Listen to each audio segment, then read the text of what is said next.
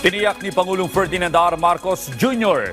ang agresibo pero makataong paglaban sa ilegal na droga. Ipinagutos din ng Pangulo na huhulihin ang pinagmulan ng mga supply ng droga. Si Clazel Pardilla sa detalye.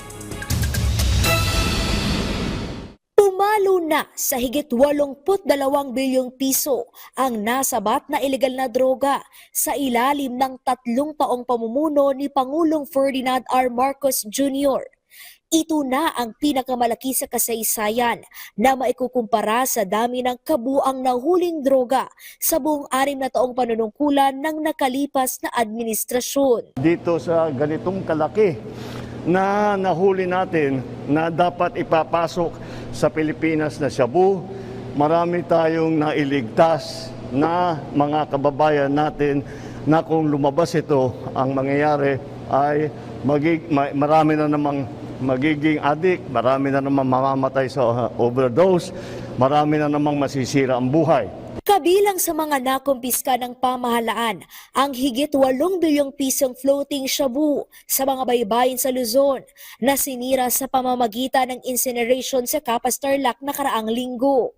Kailangan tiyakin natin na yung mga nahuhuling drugs ay talagang sinisira at wala nang pag-asa na bumalik pa na maibenta pa. Tiniyak ng administrasyon ni Pangulong Marcos ang agresibo pero makataong laban kontra ilegal na droga. We must continue with the war against drugs, but we keep it in a peaceful, we do it in a peaceful way.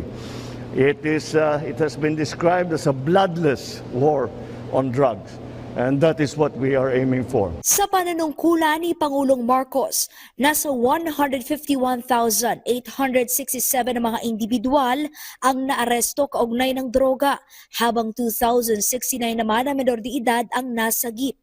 Inuutos na ni Pangulong Marcos sa mga law enforcement agencies na tukuyin ang pinagmumulan ng malalaking supply ng droga. Hulihin ang mga pusher ng hindi pumapatay dahil sa hinala ng pagkakaugnay sa mga sindikato. Clazel Pardilla para sa Pambansang TV sa Bagong Pilipinas.